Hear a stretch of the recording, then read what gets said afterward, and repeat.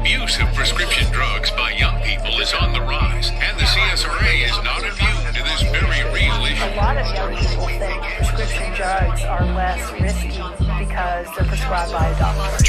Preventing domestic violence, it is the goal of a panel comprised of some heavy hitters, the state's attorney general, law enforcement agencies, and advocacy groups. Hey everyone, 4 years after the invasion of Iraq, it's a good time to take stock. Since the war began, 3,192 U.S. troops have been killed, more than 24,000 wounded, at least 50,000 Iraqi civilians have died. It's war.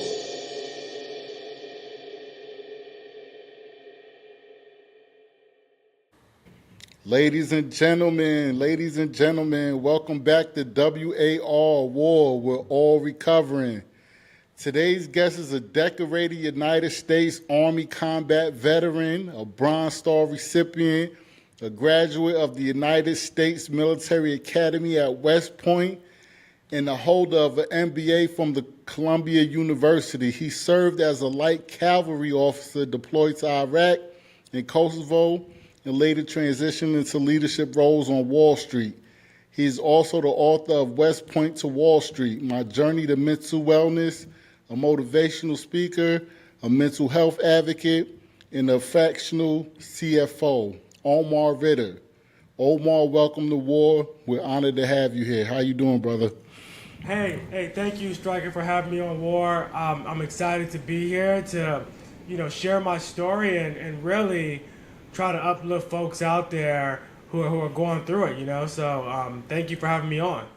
Thank you. It's a pleasure, and I'm super excited about this. Let's start at the beginning. Before West Point, what kind of kid were you? The kind of kid I was a good kid, and here's the deal. I grew up, and it was me and two brothers. And when I started out, it was my dad, my mom, and us, and then they ended up getting divorced. At the time, I was in Germany with my family, and so we ended up having to move back to Charleston, South Carolina, with just my mom. So I went from being in a family environment to a divorce, and so I found myself trying to really find myself, and I was interested in things like Cub Scouts, Boy Scouts, semi-sports, and my brothers just thought I was a real, nerd, geek, etc. So on one hand, I was trying to be, out in the streets and playing around with them. On the other hand, I was trying to, do some good community stuff, and it was almost like I was living a dual sort of life even as a child. Right. It sounds like you was trying to find structure and everything before fully understanding himself, Dude, exactly. Trying to find that structure. So meanwhile, my brothers were like, man, what's going on with you? Like, white boy, why are you trying to be this? My own brothers, right? And on the other side, folks were accepted, but I would be the only African-American kid in the room. And oh, by the way, I'm going to these Cub Scout, Boy Scout events, and my dad's not there. So it's just me by myself, sometimes my mom bringing me. So I'm really trying to find myself and have really that male influence, that role model. And I found that in my mother's father, who lived maybe 45 minutes away. And so I really latched on to him as a kid. Okay, so that resonates with me deeply. And something else you mentioned, you was in Germany. What part of Germany?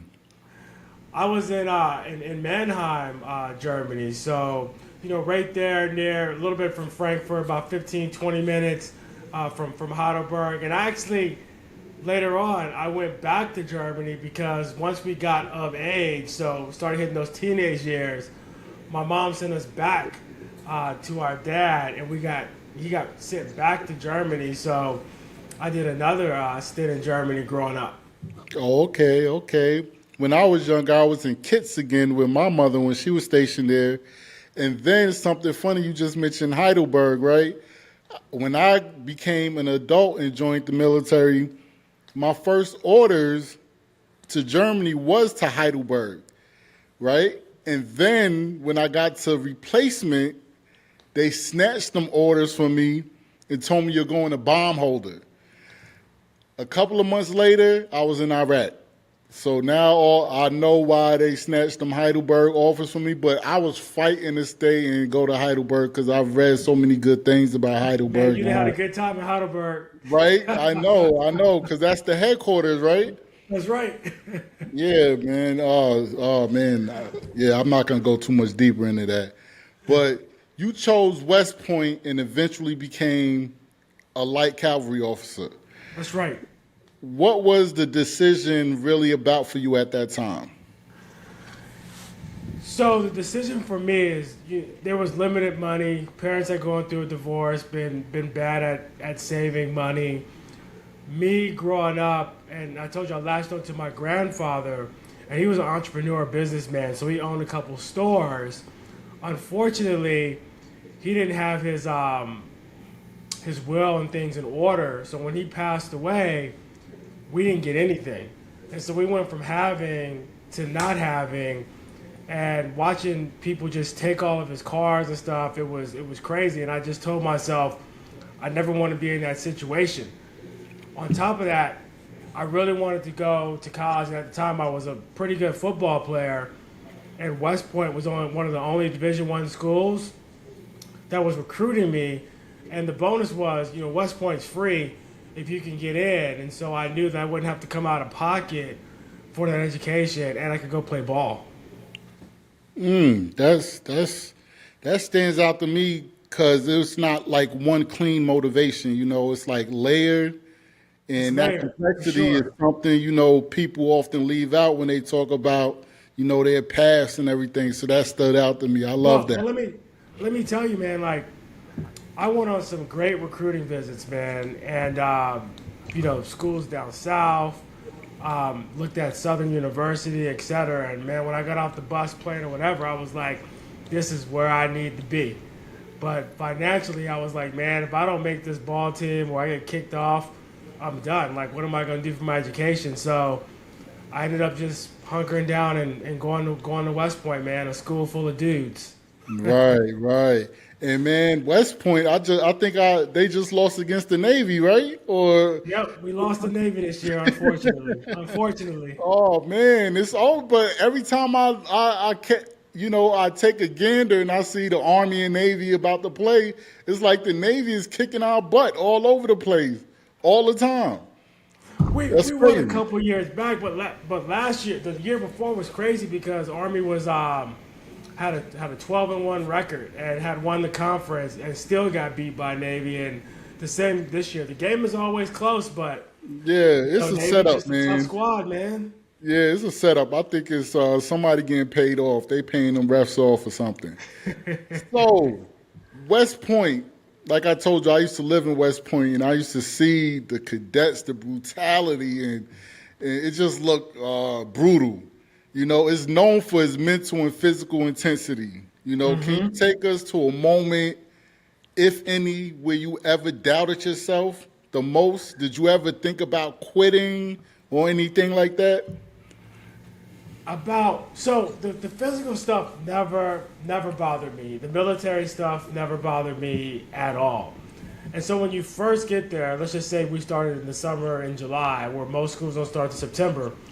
You do a few weeks of field training, getting acclimated to the military environment, and then you roll into your classes. So I was a stud doing the field training, getting up to speed on the military because I had that background.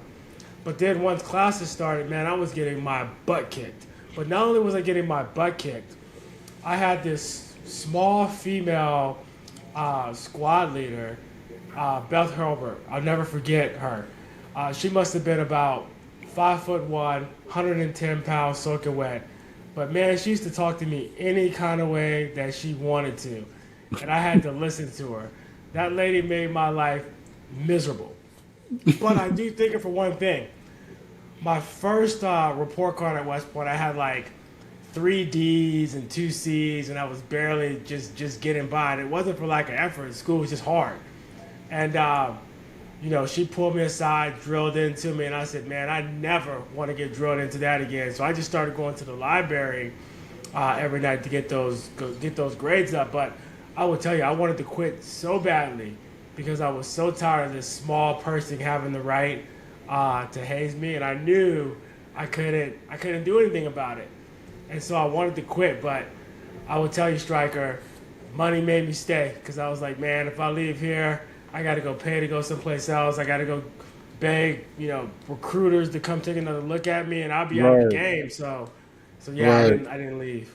Yeah, man, and I gotta say, I'm so proud of you for finishing because I've heard how tough it is, and I used to see them cadets down there at the PX when I went down there, and they just looked stressed. And then I used to hear about the suicide rate, like cadets killing themselves, Yeah. and yeah, that's crazy. Like that actually, worried me a little bit. I was like, wow, I used to see them running up the hill by the football stadium. I'm like, man, these cadets are really killing themselves over this school. Like, wow.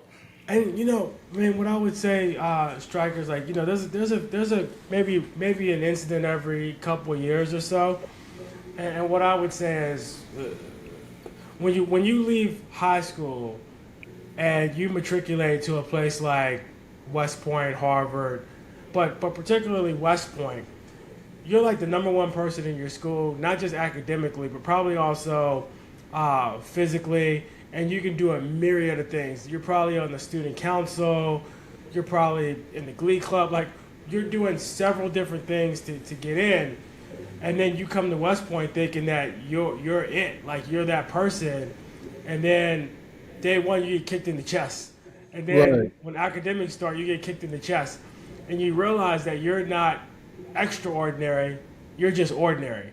And so that pressure can really grind on people, and I felt it somewhat, but then it took me probably not long to realize, hey man, like you're in the door, brother, like you're in the door, you just gotta make it, right? And so I can see that pressure getting to folks that are used to being number one all the time, and just realizing that in this ultra uber competitive, uber elite environment, it's going to be very tough to be number one. And no matter how hard you try, there's just people that are more talented than you.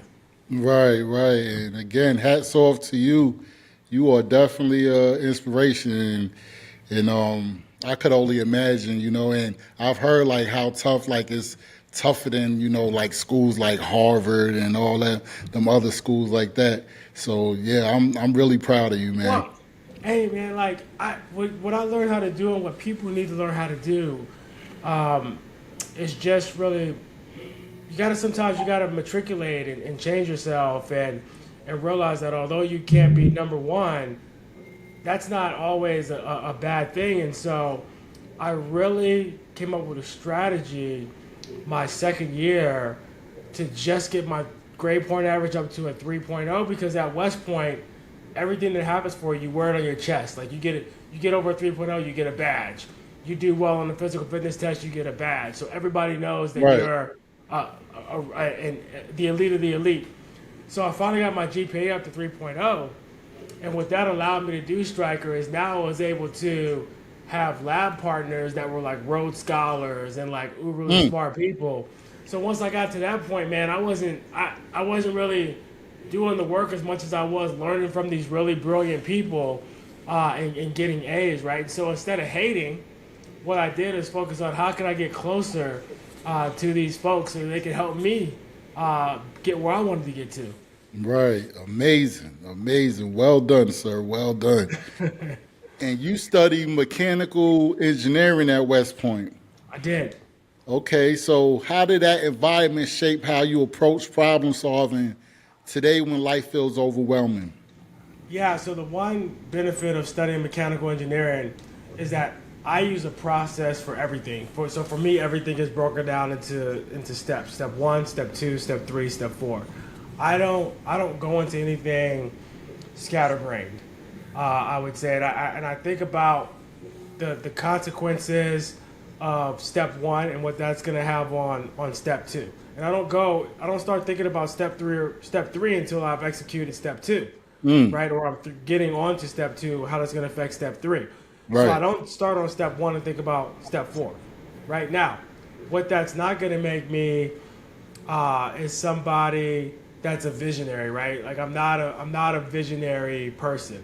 I can help the visionary person get their thoughts organized so that we can go achieve something great, which makes me the perfect person to be a chief financial officer or CFO. Is that I'm not going to be the visionary, but I can put your visionary on paper so that other people can see what you're thinking, and then based upon what you're thinking, they can invest in your company, they can invest in you, etc. They understand it, and you're not coming to them scatterbrain. So, right. Again, just organizing thoughts. Right, and it sounds like you could like break things down under pressure, you know? Right. I'll give you an example. I had a guy come to me a couple weeks ago, brilliant guy, West Point undergrad, Stanford, has a doctor, did his medical stuff at Harvard. So this is, this guy's the 1%. And he invented a machine that helps treat PTSD. So you get onto this machine and you put on this cap and it looks at parts of your brain that are in the red zone and it starts zapping these things in the red zone. And so this thing is CE marked, meaning that it's approved to be used, but this guy was looking for investors.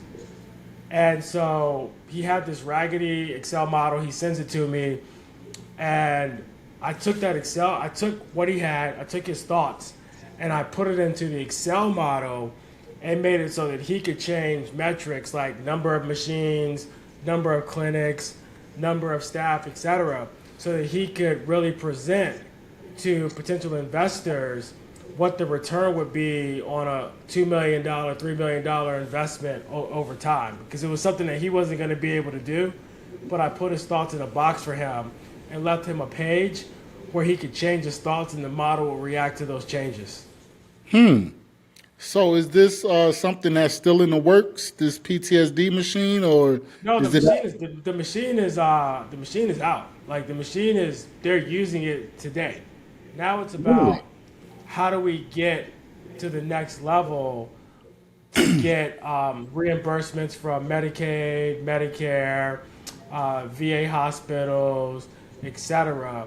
And there's also a nonprofit arm to this where Gold Star families can get this treatment. Gold Star family and war veterans can get this treatment for free, and so they got to raise money for that piece of it too. I would like to look into that, sir. It has to work because they wouldn't put something like that out unless it had some kind of, proof to it, right? Like that is doing some kind of, help or something like that, or help for the, people with PTSD, because they got all these medications and stuff like that, and I'm just not all into the medications, and I suffer from PTSD, so I would like to look into something like that. Somebody don't want us to have this conversation. Well, we're going to keep going. Yeah, so after graduating West Point, you went you led soldiers in Kosovo and Iraq, right? Correct? That's right. Okay, so you went from the academy to real combat. That's a major transition. So what is one moment from your active service that still lives with you today? Yeah, the one moment that still lives with me today, to be really honest with you, is the camaraderie that I built with my unit from Charlie 1 Cavalry. I mean, we went through dozens of firefights together, patrols, etc. But we were a band of brothers, and our moments together and our shared experiences really have us talking to each other over 20 years later and communicating and helping each other out. Right. That's what I miss most too. Is like the brotherhood, and that I've gained during my service. We're still like really close, and for the ones that's still here, at least, a lot of them aren't, but the ones that are, we're still really, close. We feel like brothers. That's right. And you were awarded the Bronze Star with Valor and the Combat Action Badge. That's the badge with the knife and the. That's right, with the knife and the wreath. Yeah. Okay, I had that one too. Okay, can you share the context behind those honors? Yeah, so the Bronze Star and the Valor Device, that was from early in the war. We were traveling from Kuwait to Baghdad. Obviously, we were scouts, so we were in the front of the mission in terms of sneaking and peeking and seeing what was ahead from the brigade and division coming behind us. And so we ran into a town called Samawa, and what we didn't realize that it was a military town. So as soon as we ran up into the town, we started receiving enemy fire from the front and both sides, and we were battling through the town, and something in me said, man, this is too easy. So I looked at my map, and I realized that what we were running into was a bridge. And I thought to myself, man, based on the terrain, etc., they might blow this bridge on us. And so I commanded my troop, let's go the opposite way and fight back out of this town. So we fought back out of this town, and while we're fighting out, I'm calling for fire, artillery, etc., on different targets, in the town. And that really started the Battle of Samawa, which lasted a couple of weeks. And so I had got shot, injured, etc., but I got everybody out safely and actually helped the brigade understand what was going on in that town for the battle that was to proceed several days later. Okay. Quick sidestep. I just want to know, did your troops like you at all, or I know it's not your job to try to be liked and everything, but just because I always liked the officers I was around, but then you had them guys that didn't like them. So I'm just curious, from a troop to or from enlisted to officer. I'm gonna be real with you. Like, I've always been a very mellow guy. Like, I wanna do things and I wanna do it right, but at the same time, I'm a dude, right? And so I would actually run into my troops at local clubs, strip clubs, whatever. So they're like, okay, this guy has a pulse. Right. And so they really did like me. In fact, some of them actually, we actually loved each other. And the reason why was because they knew I always had their back and that they could trust me. Right. I was tough on them. They knew that whatever I was doing from a place of authenticity. So I'll give you an example. When soldiers have problems with finances, a lot of officers make fun of them and don't do anything about it. I would actually take their financial troubles to the post financial office and figure out a plan to get these guys back on their feet and get their finances in order, right? So that's something that I would do in my free time. And so these guys, they did like me, and one of the best compliments I ever gotten, I was riding in Iraq with my driver, and he turns to me and says, "Hey, Lieutenant Ritter, what college did you go to?" And I said, "Hey man, just guess what college I went to." And he said, you're the kind of guy, probably University of Miami. That's the best compliment a West Point guy could get, especially a West Point brother could get that. Right. Because that meant he thought I was a cool ass dude, right? Yeah. So my troops, they like me. I never screwed anybody over. If something was my fault, I admitted it, and it was my job to make us a cohesive unit and not to try to put myself above. Right. Yeah. You can't. From talking to you, I can't see you being the type of person anybody dislikes. Troops or otherwise. You seem pretty likable.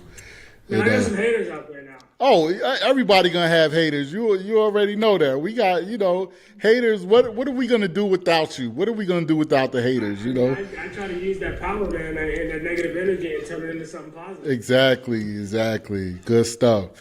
And now let's get into something real and near and dear to me. You were medically retired due to brain trauma. Just like myself. Can you walk us through that moment? What it looked like in real time when your body or mind said no more? So at this time, I was a captain. And I was back at West Point working in admissions. And it was my mission to bring in qualified minorities, qualified females, something different than what 90% of the Corps is to West Point. And I was looking forward to finishing up that and then going to command. And I had an issue. Every time I tried to speak, my voice would crack and I'd start coughing. And then I had these migraine headaches. So I went to the hospital a few times to get checked out. And I would get things like gargle some salt water, take the Advil, blah, blah, blah, blah.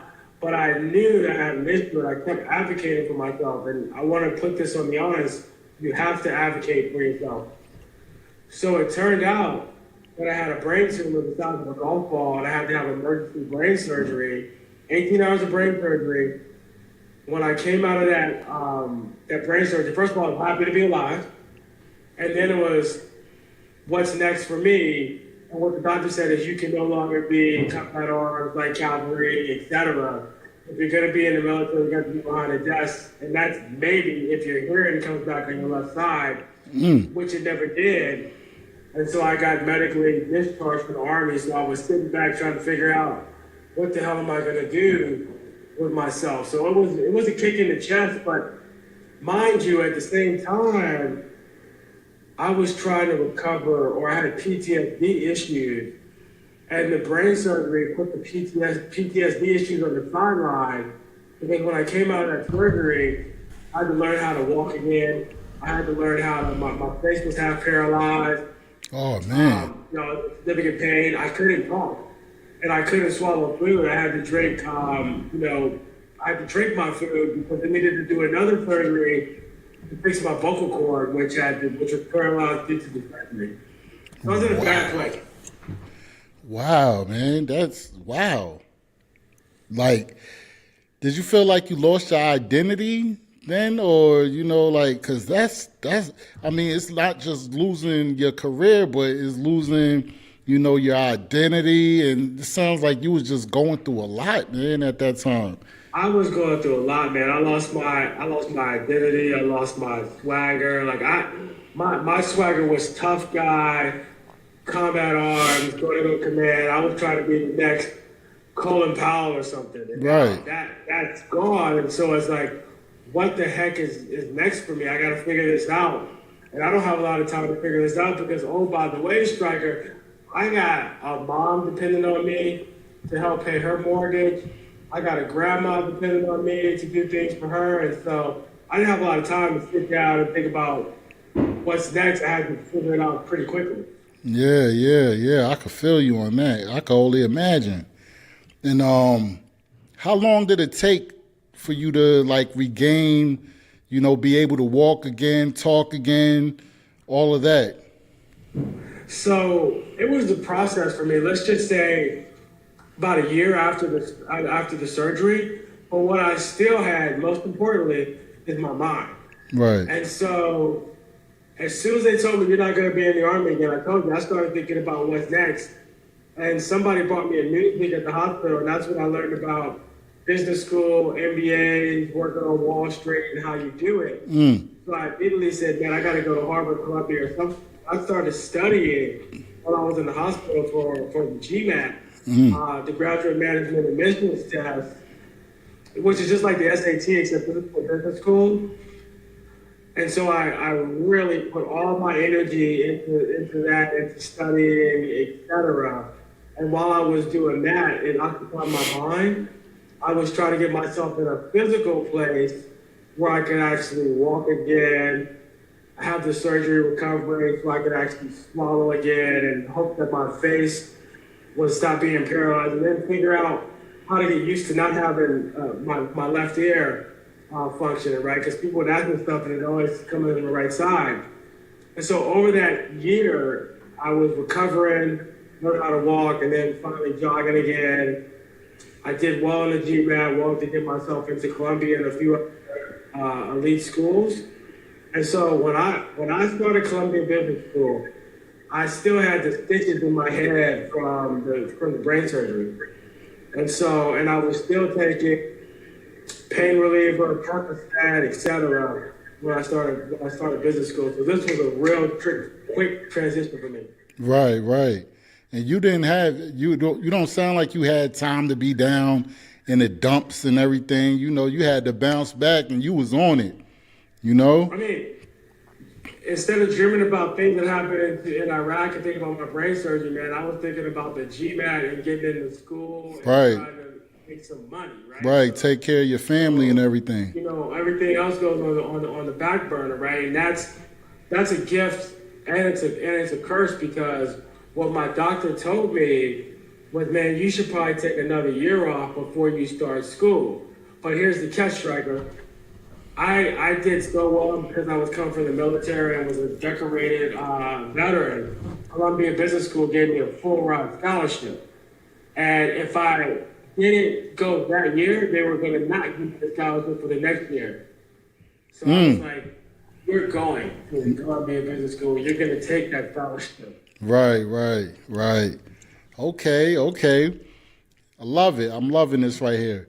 So combat teaching self-reliance, PTSD often teaches interdependence. Which of those lessons was harder for you to learn? So self-reliance I'm always good with that. You know, when I talk about in my book, West Point to Wall Street, My Journey to Mental Health, I really talk about how hard it is for people, specifically us type A people. It doesn't matter whether you're a veteran, whether you're working in corporate, whether you're a nurse, it doesn't matter. If you're a type A person and you're about your business, the hardest thing to do is to ask for help. And so I went 20 plus years knowing I had PTSD, knowing I had issues, and I didn't want to ask for help, whether it was medical help, therapy, talking to my friends that lived about this in my family. I just didn't want to do it. And again, that self-reliance made me great at my job at West Point. And I was the person that everybody counted on, whether it was at work, friends, family, to get things done and help them get through their troubles. Meanwhile, I was suffering. And so it took me 20 years. The hardest thing to do was to ask for help. And it continues to be a hard thing for me to do, is to get some help. Right. Yeah, I tell a lot of my friends that too, and that's so true. The hardest thing for a type A, person is to ask for help, and it's kind of like you got to open up and be vulnerable, just surrender, and just get that in your mind, That distinction reframes survival, So I agree with you 100%. And well, I mean, if you don't get that help, eventually you're going to hit a low point and you might crash out. Yes, definitely. And that's what we need to avoid. And also, people often say, Stryker, he committed suicide or she committed suicide, but it's not actually the individual that's committing suicide. Mental health disorders are actually, your brain is being hijacked, and the actions that you commit are actually not the actions that you would commit under normal circumstances, or something that you would do in general. It's the hijacker that's committed that. So think about, 9/11, planes are hijacked, and those hijackers sent those planes to those buildings and into that field, and into the Pentagon and into that field of Pennsylvania. So now, if you think about that in terms of the brain, it's those hijackers, and we need a system, we need tools, we need people that help us to get those people out of our cockpit. But the first thing that needs to happen is we have to raise our hands and say, I need help. to get this person out of my cockpit from hijacking my plane, my body, causing me to do something ill-advised. Right. I like how that was put. And Omar, you say something that I love, that aligns perfectly with my show, right? Everyone is recovering for something. Can you break that down? What do you mean by that?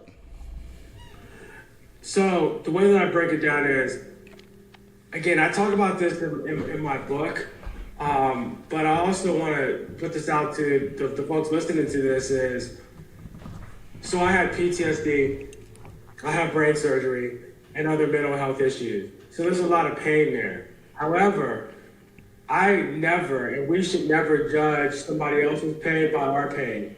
So if a friend came to me and said, hey man, I'm feeling suicidal because I just am going through a divorce, I can't raise my hand and say, that's nothing, man. Like, you're just going through a divorce, man. I went to war, etc.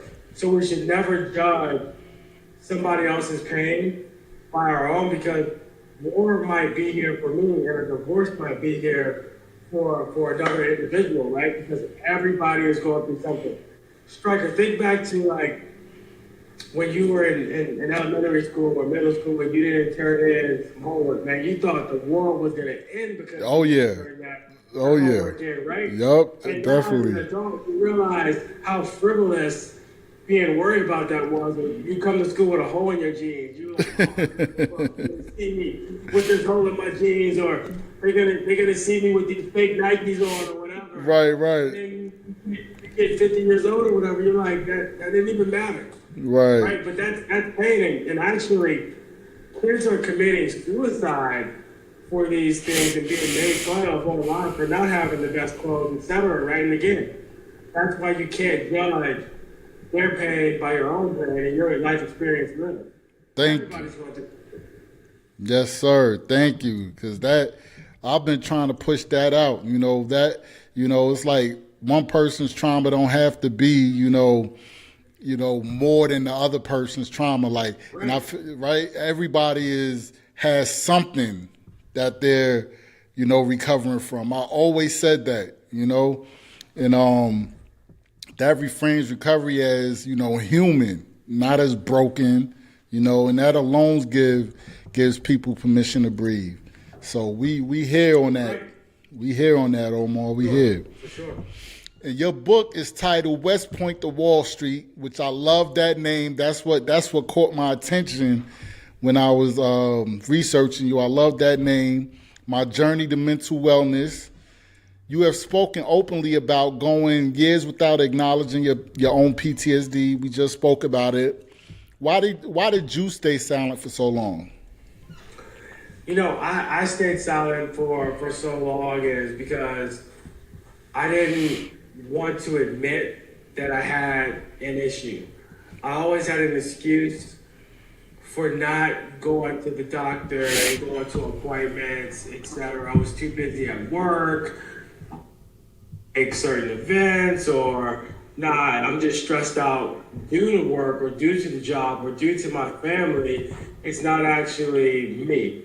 And oh, by the way, I can self-medicate myself by going to New York City at night and partying right after work, or I can take some vodka, put it in a water bottle, sip on that throughout the day, right? So all the excuses that we make for ourselves not to get treatment. Here's a good analogy. Did you know that emergency rooms are far more busy on Mondays than they are on Fridays? And if you ask yourself why that is, it's because people get hurt. And they're like, man, I'm not trying to go on my weekend at the doctor's office. I'll go in on Monday. Right. And that's what we do. We kick the can down the road. And for me, this can was kicked down the road for 20 years. Right. So do you think, so it sounds like, do you think part of it was conditioning? Some of it was conditioning, but what we have to realize is it doesn't matter how many mental health clinics are set up, how many corporations have mental health for the people that work for them, how many mental health accessible things the VA sets up. It starts at home. the veteran or the person going through mental health has to first raise their hand to go get that treatment.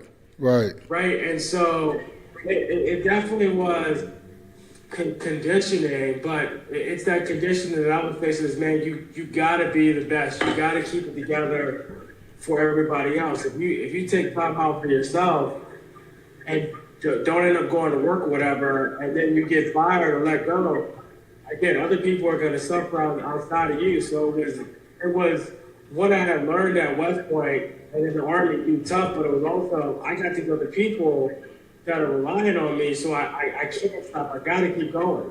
So it's a few different things going on there. Right. That makes sense.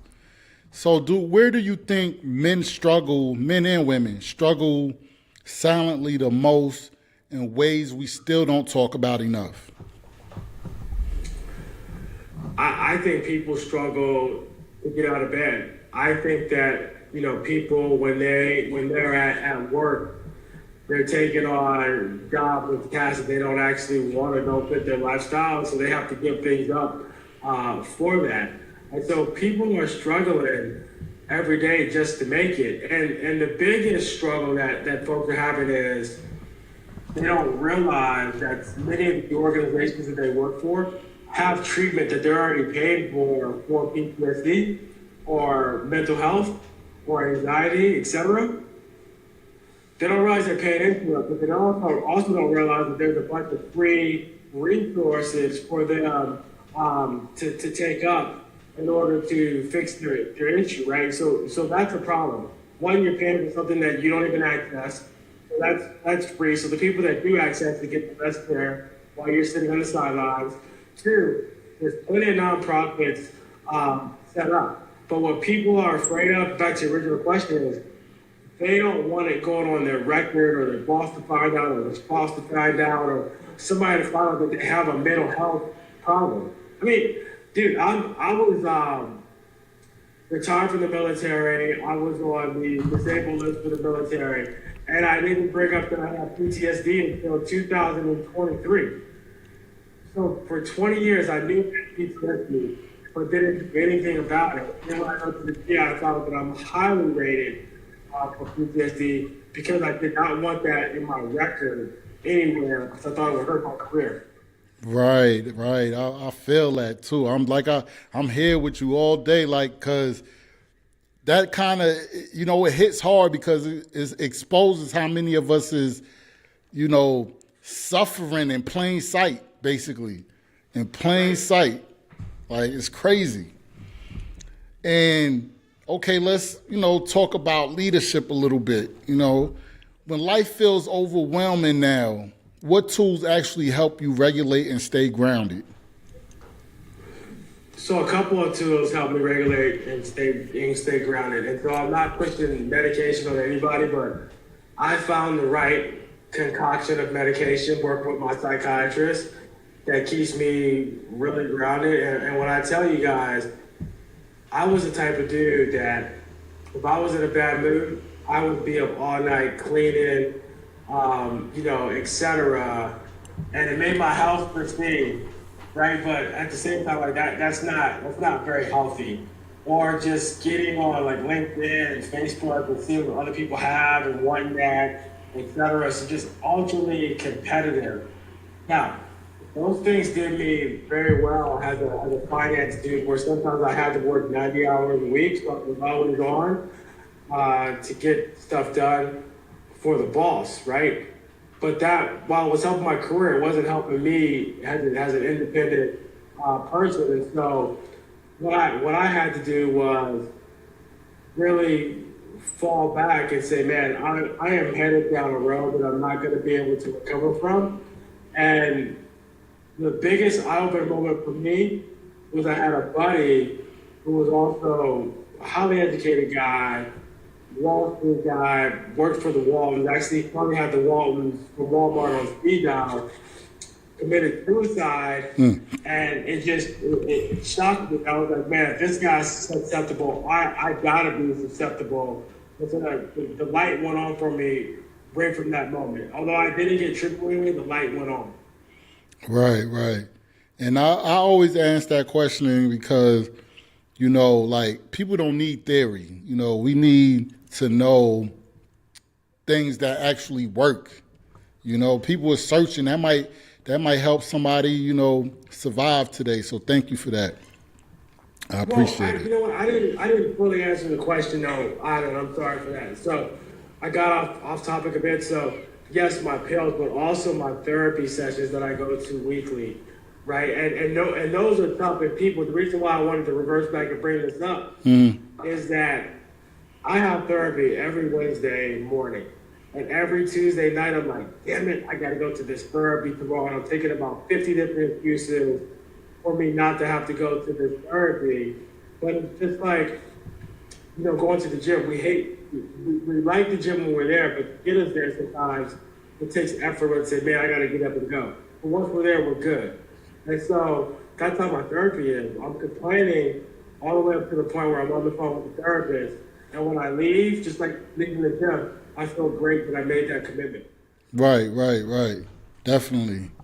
I resonate with that as well too. That always like I suffer from TBI, and for some reason when I work out, I feel better.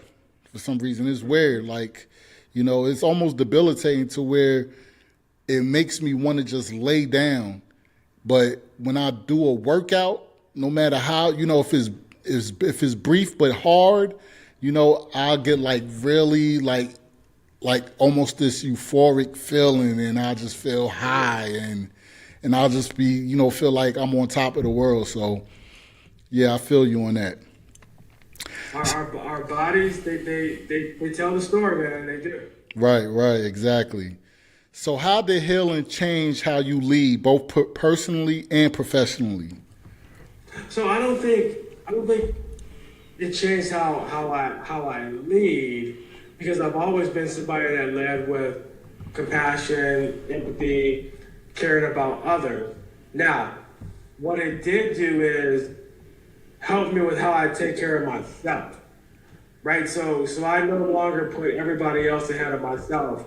I no longer say, man, I hope they're doing well. I'll also say, man, I hope I'm doing well too, right? So I want to also be doing well and not just helping everybody else do well. So from a leadership perspective, I mean, even with my own mother, I have to say, hey, Mom, listen, I can't do it today, right? Today's a bad day for me. And so letting that be known to her that I got to have boundaries sometimes, and let people that I work with know that I have to have boundaries sometimes as well, is that I'm not going to get everything done in the next 24 hours, 48 hours. Like, this might take me a week because I need sleep and I got 1,000 other things going on. So what I would say is making sure that I care for myself just like I'm caring for other people. Right. I love that, because I've been saying that a lot on my show too. You gotta take care of yourself before you can take care of anybody else. You gotta make sure you good. Like, how can you make sure anybody else is good if you all messed up? So, I mean, yeah. Well, that philosophy goes to a lot of things, and one of the things that I've always done is I'm a big saver, and I always say before I loan somebody money, I got to pay myself first. Right? Oh, I love that. Before I give you money, I got to make sure I pay me first. Right? Yes. So if me loaning you money means that I'm not paying myself, then you're probably not going to get that money. And I'll actually negotiate with you. Okay, you said you need $500. I got $200 for you, because I need to put my other money into my savings account or whatever. So I can't go broke helping you out. I can help you out, but I'm not going to go broke doing it. I love it. Your problems can make me suffer. Yes, sir. I love it. I'm loving this, Omar. Thank you for that. Did you ever feel pressure to mask vulnerability in corporate environments?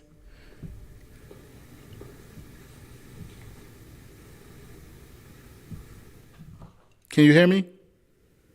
Oh my God, you lost. I can hear you right now. You can hear me now? Can you hear me? Okay. Yeah. Okay. Did you ever feel pressure to mask vulnerability in corporate environments? Oh yeah. I mean, you have to. And look, the corporate environment It's not much different than being in the military, right? You have tough bosses, you have tough environments, and here's the thing: in the military, you're managing to secure lives or training, etc. The corporate environment where I was working at, you're dealing with billions of dollars, and so people are really intense about their money, and so it's almost a zero mistake-free zone. And so what you have to do is be very prone to doing things the correct way. And so if you don't have time to raise your hand and say, oh, I need a day off, like you got to go, go, go, go, go. Because those jobs, there's a lot around the corner for people that want your job. And so you need to be on it. And they don't care about typically how you're feeling and something. Right. They just need you to breathe. Right. So how did you reconcile that with being honest about your mental health?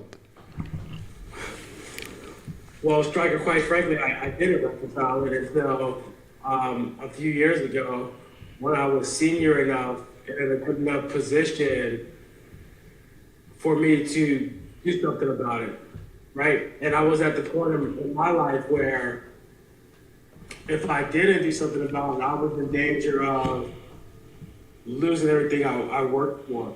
And so for me, Striker, I have a daughter who's 2 years old, and I knew I needed to do something because I wanted to be here for her. Right. And so at that point, the money didn't matter anymore. What mattered is me being here for her as an older father, right? And so that's when I said, I gotta do something about this. It doesn't matter what people want to think about me, et cetera. And I challenge people not to wait that long because I had several instances that I talk about in my book where I wouldn't be here right now. Right. And you're very impressive, I must say. You have a very impressive resume, just starting out, with the whole West Point. You went from, Army officer, Wall Street, Columbia, MBA, leadership roles at J.P. Morgan, Wells Fargo, TIAA, and beyond, right? So what shocked you most about that transition, if anything?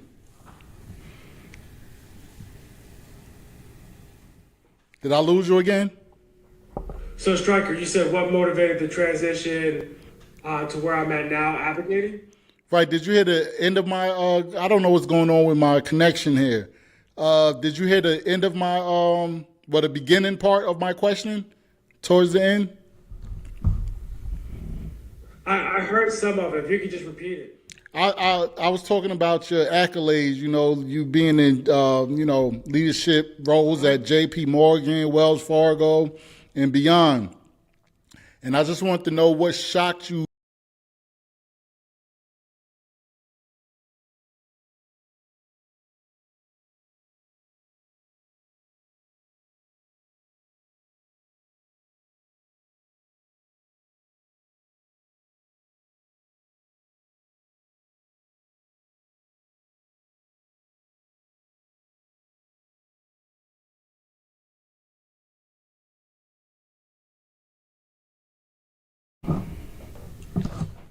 Omar, you here? Can you hear me? I'm still here, yes, sir. I don't know this has never happened to my connection before. I don't know what's going on. It's all good because you can just Right. So I was asking you about, your leadership roles at, J.P. Morgan and Wells Fargo and everything. And I wanted to know if anything shocked you about that transition.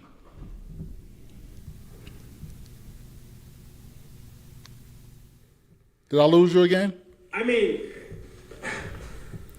my first job in banking was an investment banking role, right? So what shocked me was the hours that we were working, because we were working 90 hours a week, always on, et cetera, right? So I was definitely shocked by the volume of hours that folks work on Wall Street in some of these jobs.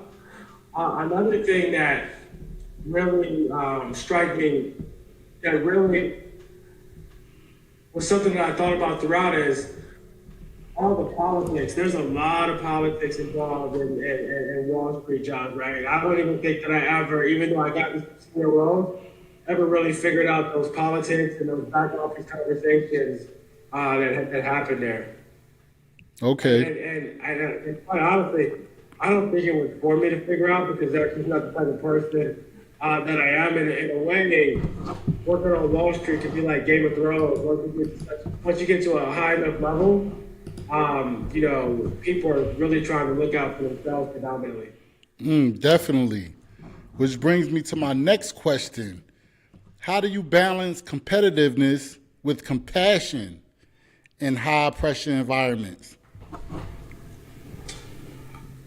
I almost don't think you do balance compassion and competitiveness, right? At some point, you're flying so close to the sun, it becomes a them or me environment. So I'll give you an example. If the team turns in some bad work, you have a choice to make as an executive, as a boss. You can say, we messed this up, or they messed it up. And I'm going to go fix it.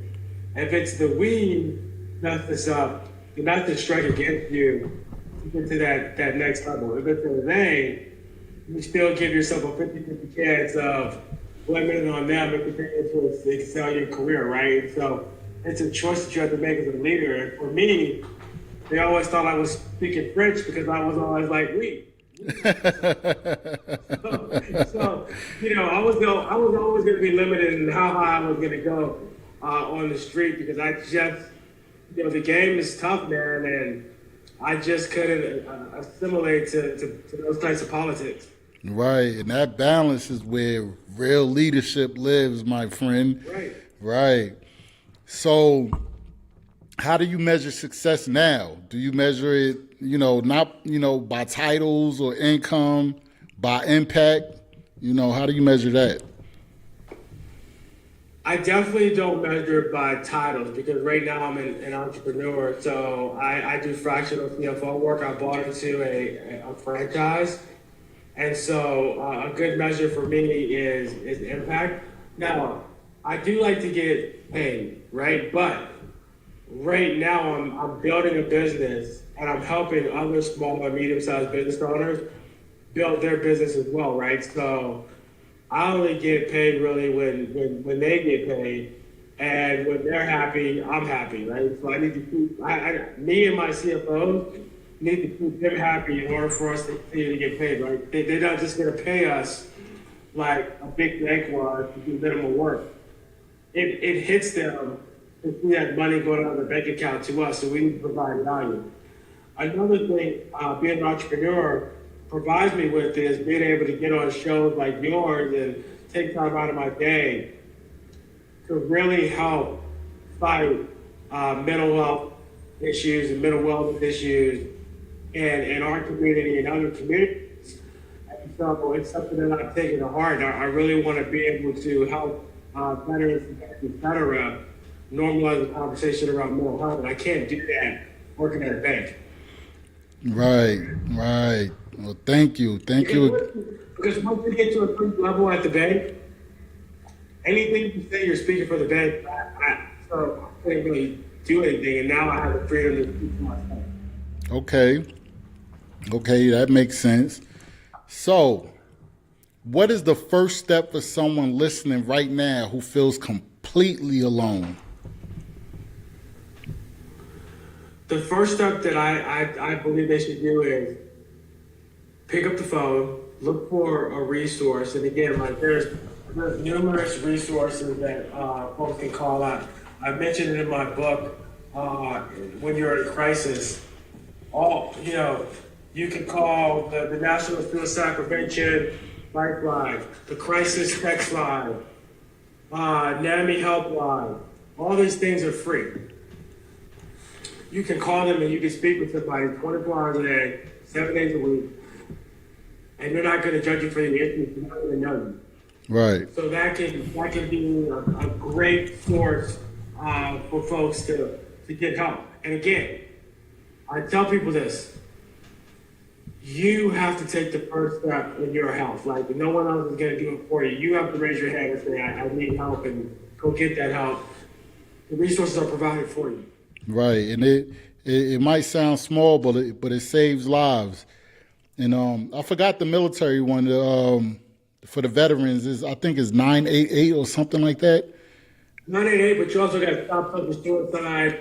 I mean, there's hundreds of these, nonprofits out there.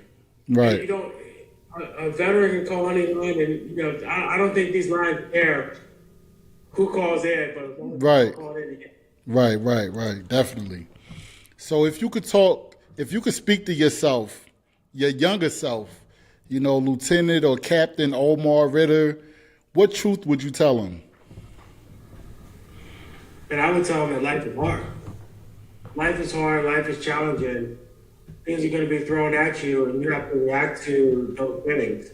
I wouldn't change anything about my journey at all. And quite frankly, there's not a whole lot that I could change, because my brain tumor, I didn't get it from something that happened at war. I had a tumor in my head probably all my life, and once I hit 26 years old, it was at the point where I didn't even get something done about it. So I was actually blessed, and this is where I'm going to show gratitude for my situation. I was blessed that when I had the brain tumor, I happened to be in the military, where I could get it taken care of for free and not hundreds of thousands of dollars, and then still be able to get paid, et cetera, as I recover. So blessings for that. And I would just tell myself that life is tough, and you got to continue to be resilient on this journey, and don't let the down get you too down, and don't get too excited about the up. Try to maintain level. Dropping it. You dropping some jewels today. I knew this was going to be good. Thank you for that. This is going to reach everybody out there. I love that. So when someone reads West Point to Wall Street, 20 years from now, what do you hope they feel permission to do? I hope they feel permission to call a friend, call a therapist, call a helpline, and talk through things that are ailing them, right? And have a real conversation. Not just the conversation that we typically have, like, hey, Striker, how you doing? Before you can even answer, I'm already down the damn hall. Right? Like, Right. Before you can answer, we can't even hear each other anymore. Or I say, Striker, how you doing? He said, cool. How you doing? Cool. And we just keep it moving, right? I wanted to be able to have real conversations, say, Striker, listen, man, I know you guys know what I'm doing. I'm not doing too well. Here's what's bothering me, right? And just normalize that. I mean, we all have 5 minutes in our day. We can just listen to somebody, offer some advice that makes them feel better, and to let them know that they're not alone. Right. Because again, what you say on this podcast is you went to West Point, Wall Street, JP Morgan Chase, blah, blah, blah. I want folks to know that people that have been lucky enough to achieve these things have mental health issues that they're battling with, and they're still far more successful than me that have these issues, not as successful as me, that have these issues. And we need to really address what's going on here instead of thinking that it's all good based on what salary you have, et cetera. It doesn't matter. Right. I love that. That is a legacy rooted in permission, permission to be human. I love it. I mean, we are human, man. I mean, my great grandmother that I knew, man, she started off as a nanny, right? And so she did such a great job that the folks that she nannied for, coming out of reconciliation, where she's born in the 1800s, they bought our house in Somerville, South Carolina. It's the same house my mom lives in to this day. And what folks have to realize is we're all just people. Like, I have cousins that just retired from being janitors from the high school for 30 years, right? I mean, it doesn't, and I still vibe with them like I vibe with some of my buddies from Columbia Business School that are doing venture capital, private equity deals, et cetera. We're all just people. None of that matters. We got to speak to each other, acknowledge each other's existence. Right. That's so cool. Omar, oh man, it's been a pleasure today, brother. Thank you for being here. Thank you for your service. Yes, sir. Both. Thank you for your service, both visible and invisible, man. And yes, sir. And for modeling, honest leadership. I felt that all show. I appreciate that. Yes, sir. And if this conversation moved you guys out there, share with someone who needs it. And remember, it's war. Each one, reach one. We're all recovering. Till next time. Peace.